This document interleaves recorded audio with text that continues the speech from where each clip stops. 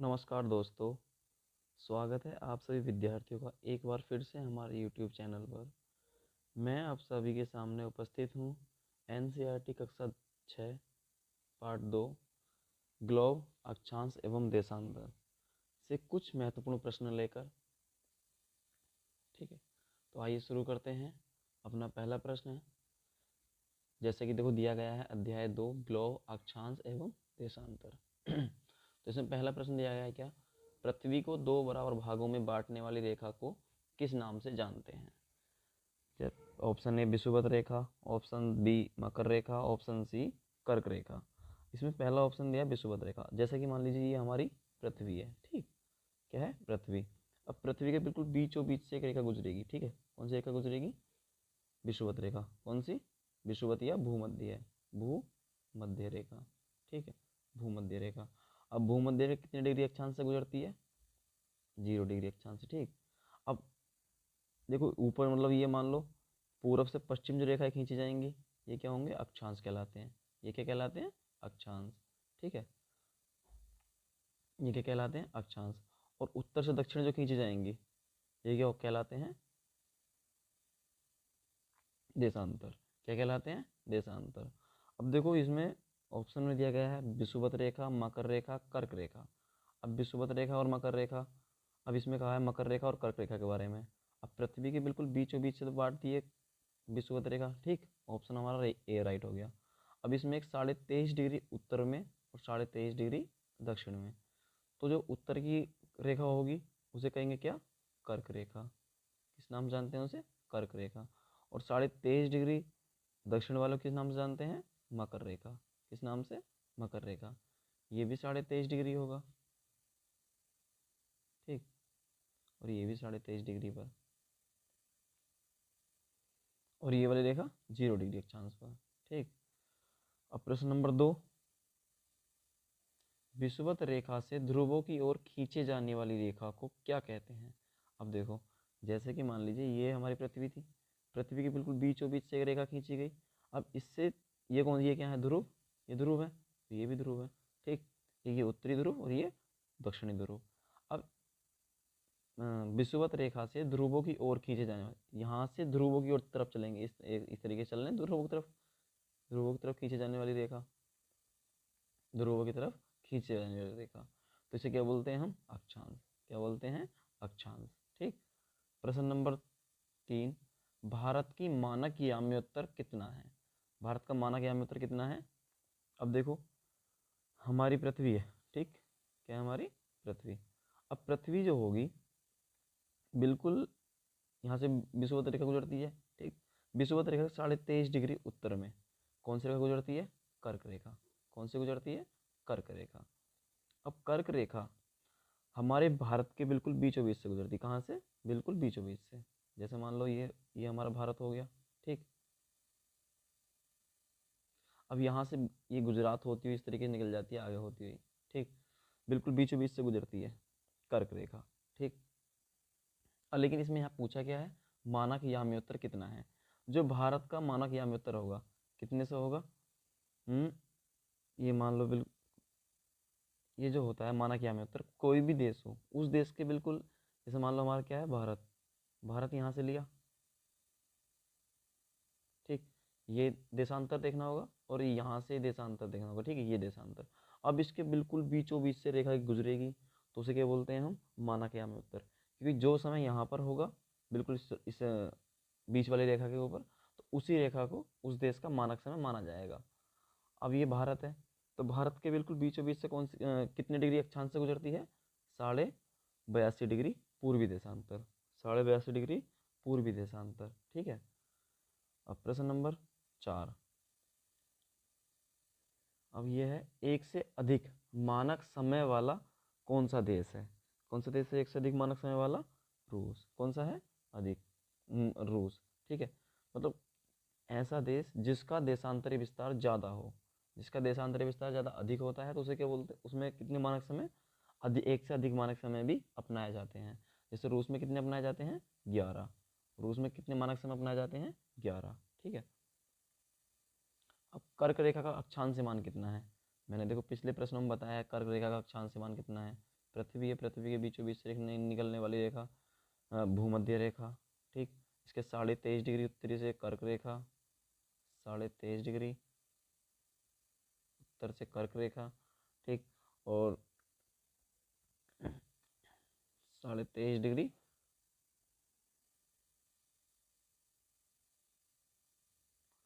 दक्षिण से गुजरने वाली मकर रेखा। कौन सी?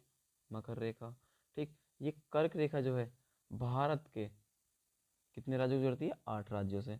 अब देखो, आपने ट्रिक वगैरह सुनी होगी, राज पंजा गमछा घुस करके, गमछा झार करके। लेकिन उससे बढ़िया कि आप राज्यों के नाम बिल्कुल सीरियल वाइज से याद रखें। जैसा कि अगर हम पश्चिम से पूरब की तरफ चलते हैं, जैसे हम इस साइड से इधर चलते हैं। ठीक, पहला कौन सा पड़ेगा? गुजरात। कौन सा होगा? गुजरात। गुजरात के बाद राजस्थान, राजस्थान का एक जिला पड़ता है बांसवाड़ा, बहुत छोटा क्षेत्र है, पड़ता है राजस्थान। फिर एमपी।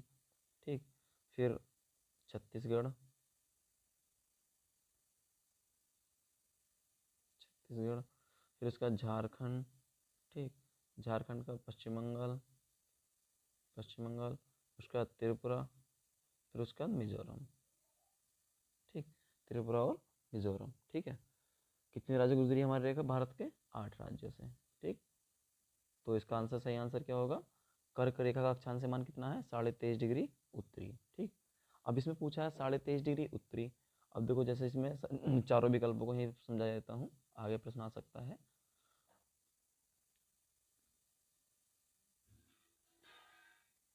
ये मान लो,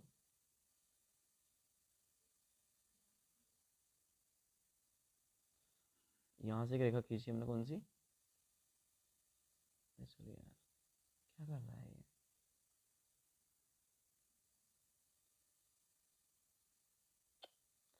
ये देखो, ये हमने रेखा खींची, इसके बीचों बीच से एक कौन सी? भूमध्य रेखा। कौन सी रेखा खींची है? भूमध्य रेखा।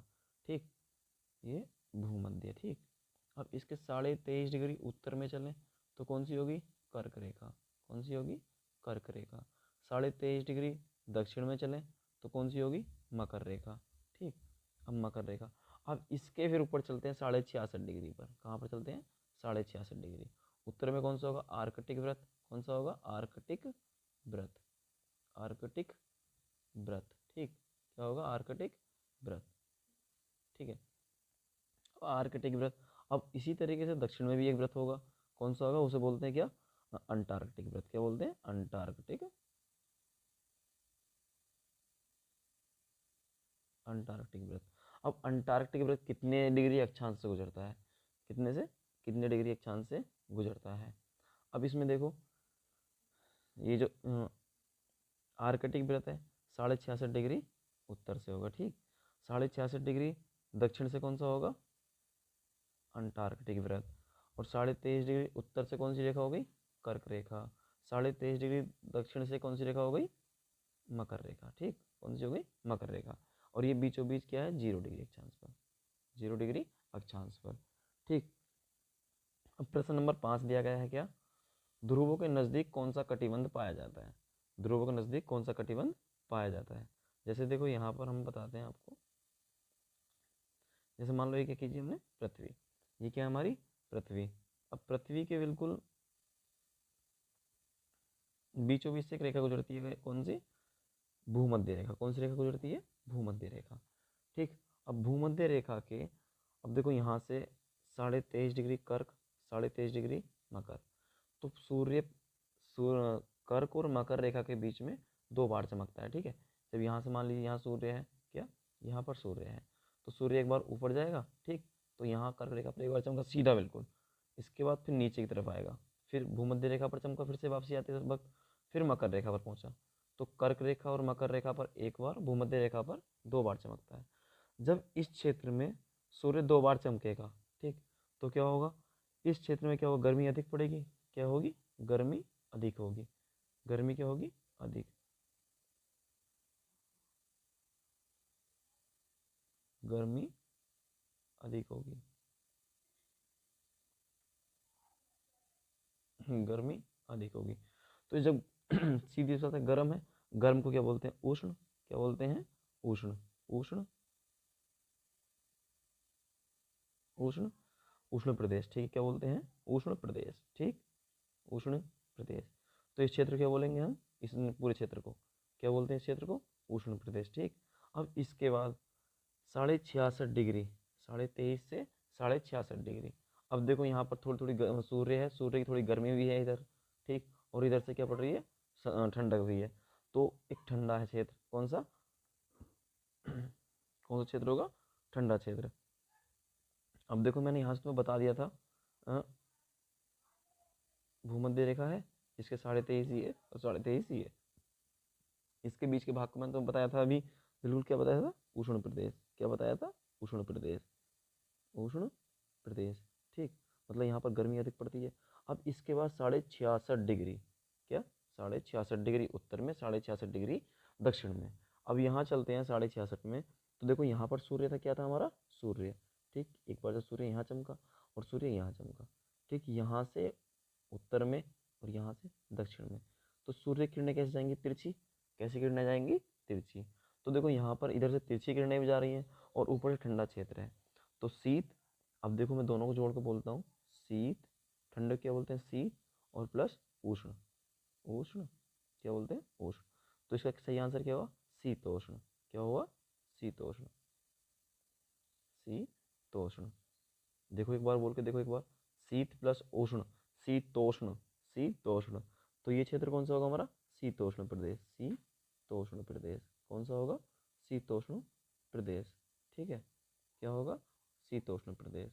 अब उसके बाद शीतोष्ण प्रदेश तक आपने देख लिया, ठीक, क्या देखा, शीतोष्ण प्रदेश तक।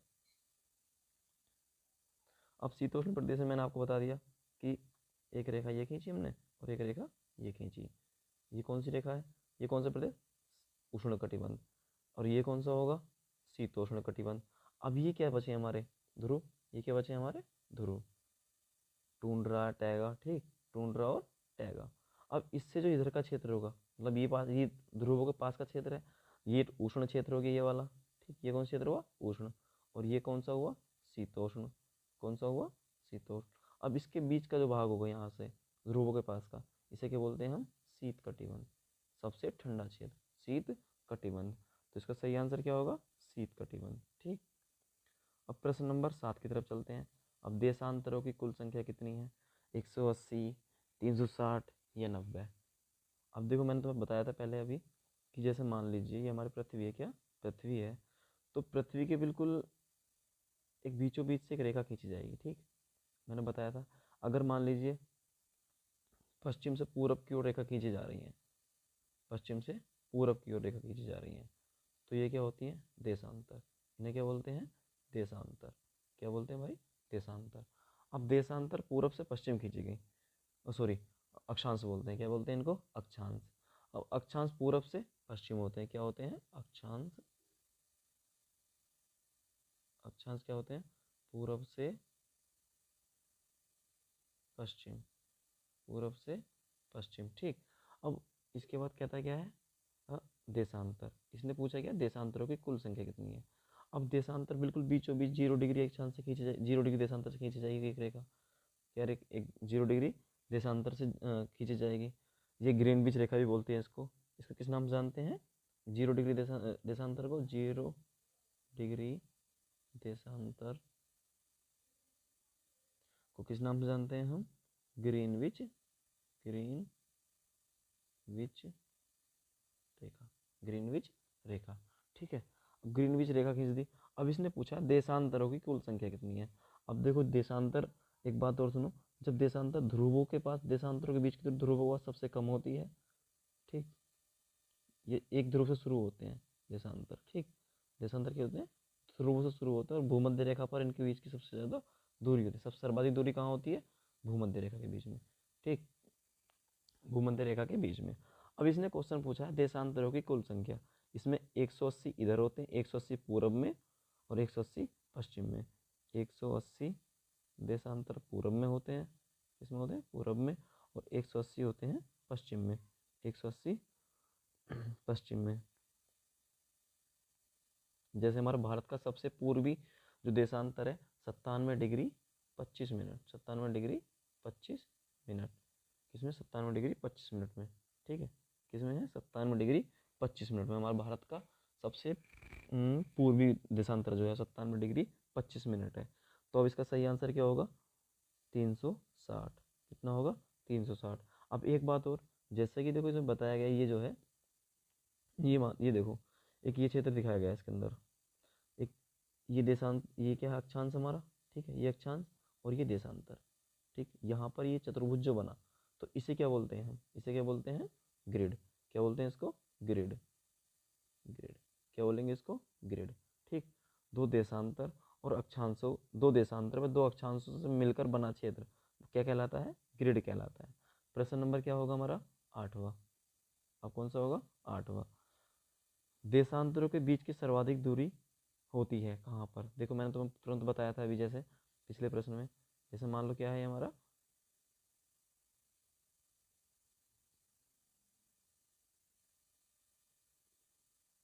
ये हमारी क्या है? पृथ्वी। क्या है? पृथ्वी। अब पृथ्वी से पूर्व से पश्चिम खींची जाने वाली रेखा अक्षांश रेखा, पूर्व से पश्चिम अक्षांश, उत्तर से दक्षिण देशांतर, उत्तर से दक्षिण देशांतर, क्या होती हैं? देशांतर। अब इसी में प्रश्न पूछा गया है इसने, देशांतरों के बीच की सर्वाधिक दूरी कहाँ पर होती है? तो देखो मैंने तो पिछले प्रश्न में बताया था, पिछले प्रश्न में बताया था नहीं अभी, कि सबसे सर्वाधिक दूरी कहाँ पर होगी। तो देखो वही प्रश्न आया सेम। अब इसके जो पूरब से पश्चिम कौन सी रेखा खींची जाएगी? भूमध्य रेखा। कौन सी? भूमध्य रेखा। अब जैसे भूमध्य रेखा पूर्व उत्तर से, उत्तर और दक्षिणी गोलार्ध में पृथ्वी को बांटती है, वैसे ही ये ग्रीनविच रेखा, कौन सी? ग्रीनविच रेखा। जो ग्रीनविच रेखा है, ये पृथ्वी को पूर्व और पश्चिमी गोलार्ध में बांटती है। पूर्व और पश्चिमी गोलार्ध में, पूर्व प्लस पश्चिम, पूर्व और पश्चिम गोलार्ध में बांटती है, ठीक। अब पूर्व और पश्चिम गोलार्ध में बांटेगी,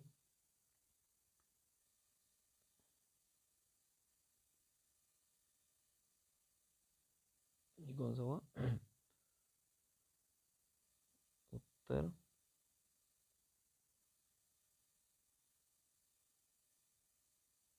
दक्षिण, उत्तर और दक्षिण, ठीक। पूर्व,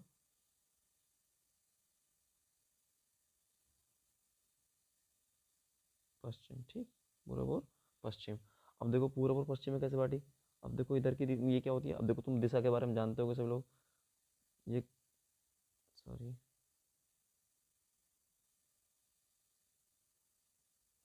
ये जानते हो नहीं जानते? ये कौन सी है? तो नॉर्थ, साउथ, ईस्ट, वेस्ट, इसी को मिलाकर क्या बनता है? न्यूज़। क्या बनता है इन्हीं को बनाकर? न्यूज़। न्यूज़ क्या बोल बनता है इसको बनाकर? न्यूज़, ठीक है। चारों दिशाओं से प्राप्त सूचनाएं। तो अब इसमें कहा है इसने कि देशांतरों के बीच की दूरी सर्वाधिक कहाँ पर होती है? तो सर्वाधिक कहाँ पर होगी? मान ये एक देशांतर खींचा गया है, मैंने आपको बताया था पहले भी, देशांतर ध्रुवों से ही शुरू होते हैं। ध्रुवों से यहाँ शुरू होगा, ठीक, यहाँ शुरू हुआ, ठीक, यहाँ शुरू हुआ, यहाँ शुरू हुआ, यहाँ पहुँचा, यहाँ से शुरू हुआ, यहाँ पहुँचा, ठीक। देशांतर शुरू होता है, देशांतर पर ही जाकर एंड होता है इसका, ठीक। इधर भी देखो, अब इसने कहा कि सर्वाधिक दूरी कहाँ पर है। अब देखो जैसे कि ये भूमध्य रेखा है, भूमध्य रेखा के बिल्कुल सबसे भी, भूमध्य रेखा पर सर्वाधिक दूरी होगी। भूमध्य रेखा पर क्या है? सबसे अधिक दूरी है। भूमध्य रेखा पर देखो, यहाँ पर देखो, यहाँ पर सबसे ज़्यादा दूरी है, यहाँ पर कम होती चली गई, यहाँ पर कम होती चली गई, यहाँ बिल्कुल खत्म हो गई, यहाँ बिल्कुल जीरो हो गई, ठीक। इसी तरह के ध्रुवों की तरफ जो देशांतरों की दूरी होती है वो घटती है, देशांतरों की तरफ को घटती है, देशांतर की तरफ की तरफ घटती है, क्या? दूरी घटती है, ठीक। अब अगला है और क्या विषुवत रेखा पर दूरी क्या होती है? बढ़ती है। ये रेखा कौन सी है? विषुवत रेखा है। विषुवत रेखा पर क्या हो रही? दूरी सबसे ज़्यादा है, तो इसका सही आंसर क्या होगा?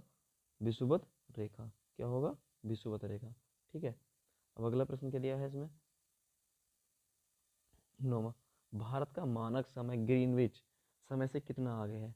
भारत का मानक समय ग्रीनविच समय से कितना आगे है? तो 2.5 घंटे, 2 घंटा 30 मिनट आगे, या बी ऑप्शन 5 घंटा 30 मिनट आगे, सी 1 घंटा 45 मिनट आगे, ठीक है, 1 घंटा 45 मिनट आगे। तो इसका सही आंसर क्या होगा? जैसे मान लीजिए हम अपने जैसे सपोज दैट कि हम भारत में बैठे हैं और इंग्लैंड में 12 बजे मैच शुरू हुआ। क्या हुआ? 12 बजे मैच शुरू हुआ। तो हम भारत में किस समय देखेंगे उस मैच को? 5:30 बजे। मान लो दोपहर में 12 बजे क्या हुआ? दोपहर में 12 बजे मैच शुरू हुआ, 12 PM पर मैच शुरू हुआ पूरा पूरा, ठीक। 12 PM पर PM पर मैच शुरू हुआ। और हम अपने भारत के अंदर कहाँ पर? इंडिया में किस टाइम देखेंगे? 5:30 पर, 5:30 PM पर, 5:30 PM, ठीक। तो इसका मतलब क्या हुआ? भारत का मानक समय ग्रीनविच समय से 5.5 घंटे आगे है, 5.5 घंटे आगे है। अब देखो, जैसे कि मैंने तुम्हें बताया कि पृथ्वी है, क्या हमारी पृथ्वी। अब पृथ्वी के बिल्कुल बीचों बीच से एक जो पूर्व और पश्चिमी देशांतर जो मतलब भाग में बांटती है, कौन सी? ग्रीनविच रेखा। अब देखो, ग्रीनविच रेखा से जितना हम पूरब की तरफ जाएंगे, मतलब 0 डिग्री देशांतर से पूरब में जितने देश होंगे वो सारे क्या होंगे? उनकी तरफ को समय क्या होगा? बढ़ेगा। क्या होगा? ग्रीनविच समय से टाइम उसका बढ़ेगा, ठीक। और हम जितना इधर को जाएंगे, ठीक, जैसे मान लो देशांतर 15 डिग्री जैसा बढ़े तो 15 डिग्री 1 घंटे का 1 घंटा बढ़ जाएगा। 15 डिग्री देशांतर बढ़े तो 1 घंटा बढ़ जाएगा, ठीक है। 4 डिग्री बढ़े तो 1 मिनट बढ़ जाएगा, ठीक। इसी तरीके से अब जितने इधर को मतलब पश्चिम में जाएंगे तो समय क्या होगा? घटेगा, मतलब कम होगा पीछे। जैसे कि हाँ, ग्रीनविच समय से 5 घंटा पीछे। या अगर हम पूरब में चलते हैं तो जैसे हमारा भारत हमारे कितने पर है? भारत का मानक समय 82.5 डिग्री पूर्वी देशांतर पर, ठीक है। इसके बिल्कुल बीच में मानक समय है इसका। तो मानक समय भारत का 82.5 पूर्वी देशांतर से लिया गया है। तो हमारे भारत का मानक समय कितना घंटे आगे है? 5.5 घंटा आगे, ठीक। कितना? 5.5 घंटा आगे, ठीक। अब अगला प्रश्न है क्या? अक्षांश रेखाओं की संख्या कितनी है? अक्षांश रेखाओं की संख्या कितनी है, ठीक। अक्षांश रेखाओं की संख्या कितनी है? तो इसमें मैंने तो बताया था, देशांतर तो मैंने आपको बता दी 360। देशांतर कितने होते हैं? 360, ठीक। लेकिन इसमें पूछा है अक्षांश रेखाओं की संख्या कितनी है। 0 डिग्री अक्षांश हो गया, 1 2 3 4 करके। अब देखो, कहीं कहीं पर हम जाते हैं तो कहीं कहीं मतलब किसी किसी ऑप्शन किताब में मिलेगा आपको 181, क्योंकि इसमें 90 ये काउंट कर लिए और 90 ये काउंट कर लिए और एक ये काउंट किया। कितने हो गए? 181, ठीक। किसी किसी किताब में 181 मिलता है, लेकिन एनसीईआरटी किताब कितने को मान्यता देती है? 180, 180 अक्षांश रेखाओं को। कितनी अक्षांश रेखाएं कहती है? 180 अक्षांश रेखाएं, ठीक है।